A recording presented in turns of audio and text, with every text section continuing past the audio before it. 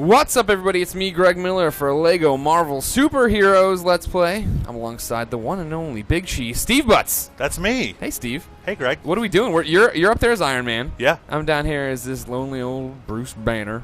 Yeah, so we finally got our hands on the PS4 version of LEGO Marvel and the Xbox One version. We reviewed the games on IGN on the old gen hardware. Loved it, gave it a 9. Ooh, doctor. There's not much difference between that one and this one. Looks a little bit better, but we wanted to show people what the gameplay is and update the review for the PlayStation version. You're so thoughtful. Well, I do what I can. I'm a river unto our readers. So yeah, as you said, it's LEGO Marvel here. I'm Tony Stark, Iron Man up here on the SHIELD helicarrier. Greg, you're Bruce Banner down there on the streets. Or am I the Hulk? Oh my God, he's gonna Hulk that's out. the secret. He's always angry. He's See, he can always change angry. whenever he wants. Never quite understood about the movies, but that was a great moment. Yeah, that was awesome. But yeah, I mean, the big thing for this is, you know, the Traveler's Tales guys always do a great job with these LEGO games. Super full of charm and humor and really authentic to the franchise. And it's no different from Marvel. They got over 100 characters from, you know, franchise powerhouses like Iron Man and Hulk to kind of off-brand type guys like Moon Knight and Howard the Duck. Howard the Duck is a great addition. So yeah, basically, if you love a character in Marvel, odds are he's in this game. I'm going to come down and join you. You can see here the whole island of Manhattan is rendered in this game. And you can go and explore all of this territory. There's the Statue of Liberty down in the south. There's the X-Mansion up in the north. So it's got all the settings that you like. It's got all the characters that you like. And we're going to jump into a mission here in a second and show people some of the actual story as well. What I like from playing it, right, is like the way it starts off is almost like a sequel to the Avengers, except they have everyone there, right? Because they're like making references to the Avengers movie almost and all these other different things. But then, you know, Spider-Man's there and the X-Men obviously are there, and there's all these different things where it's really pulling together the universe in a way that right now the movie universe can't. Yeah, it's bringing everything together, and it's telling a really great story that's, you know, it's got Asgard, it's got the Helicarrier, it's got AIM Henchmen, it's got Doctor Doom, it's got everything you want out of a Marvel story. So I'm flying down to where you are here. Let's see if I can find you.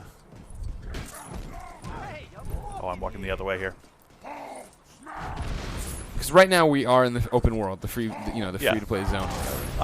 So yeah, we're in the open world here. As I said, the whole island of Manhattan is available. There are gold bricks, there are side missions. You can be Daredevil, you can buy Doctor Strange, you can do all the stuff that you want. But there's also a really cool story here that's on the galactic scale that you expect from Marvel. Yeah. You know, there's a huge sort of cosmic threat to the world, and all the adventurers have to come together. Kicks off with Silver Surfer being knocked down by Doctor Doom, and the cosmic brick gets scattered all around the world. And so now Loki and Magneto and Doctor Doom are trying to gather them together, and the heroes are on a quest to stop them. Gotcha. So let's go ahead and I'll head over to the next mission there while you keep messing around. And I think when I get there, it'll trigger both of us to go into it. You can see here the little purple trail for the destination. One thing I don't like about the game is the flying has changed from LEGO Batman 2. I really love the open world in LEGO Batman 2. When you first unlock like Hawkman or Green Lantern or Superman, and you can fly around, it's one of the most fun things you can do in that game. And they changed the scheme here, so instead of using the right thumbstick like a traditional flight control stick, you use the A and B buttons to change your angle up and down, and it's weird. I can't get used to it. See, I think part of that had to be in response to LEGO Batman 2, right? Because LEGO Batman 2 open world flying was great, but then when you had to, like, when I remember doing gold bricks wanting to pull my hair out when I was trying to platinum that game because it was like so touchy for Superman, for like little movements is when it got really tough. So the way it works here is the open world scheme is the same as the mission scheme, right? And in LEGO Batman 2, they were different. In LEGO Batman 2, you pushed up on the stick to fly back towards the back of the scene, and you pushed down on the stick to fly towards the camera. When you play a lot of flying games, pushing up or down should change your altitude, right? So what they did is they made the mission-based flight scheme apply also to the open world, and it's confusing. It's not the way I'm used to playing. Sure. But that's about the only thing I don't like about this game, honestly. So we're at this mission here. There's something going on the raft. Like I said, there's a lot of great Marvel locations in this, so we'll figure out what's going on here. There's a Commodore who wants us to get some keys, I think. All the characters have amazing powers that you'd expect from the movie, and they're not one-dimensional. You'll find, for example, like a character like Black Widow has a couple of different power sets. She can turn invisible like Invisible Woman and spoof cameras. Mystique can also do that.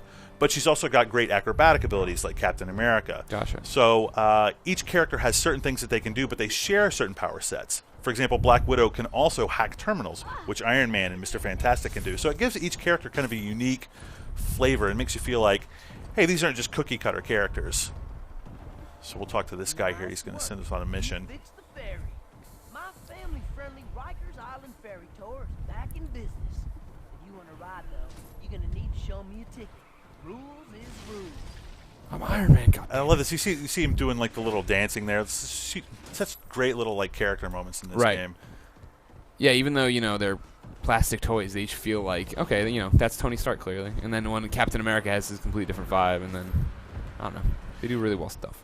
Yeah, and they've got Coulson from the game, Greg Clark, or from the movie. Clark in Gregg. On this, Clark Gregg.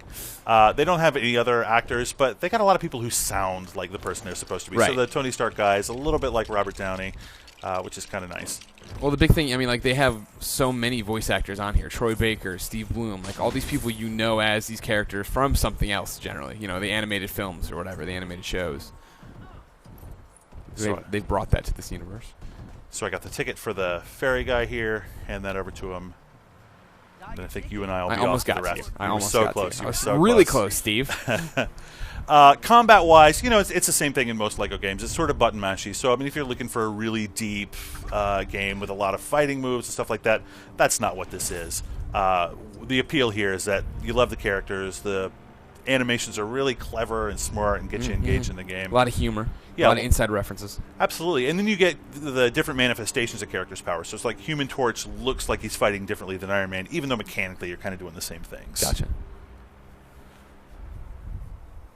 As we mentioned, there's a helicarrier up top. There's tons of collectibles in this game. There's gold bricks, characters to unlock, extra content you can get. And some of the extra content even ties into the main story. So at one point, you play as Mr. Fantastic and Captain America, and you're battling Dr. Octopus as he rampages through the city. And at one point, he goes through the Daily Bugle. And one of the missions you unlock after that, you can be Coulson and Dr. Octopus as they're being yelled at by J. Jonah Jameson to clean up the Daily Bugle. So it's really cute. It's got a lot of really great nods to the Marvel franchise and the Marvel series. The Guardians of the Galaxy are in the game. Getting ready for that Stuff. movie. I'm super excited for that movie. Yeah, that Rocket Raccoon. Yeah, I was never a big fan of the comic books, but I love that Marvel's doing something that's a little bit outside of the norm. Yeah, a lot outside of the norm. That's really, really crazy. One guy's a tree, one guy's a machine gun firing squirrel. Yeah. So you get the briefings from Maria Hill here, and she sends you on the various missions you have to go on. Here we've got to break into the raft and find out what's going on there.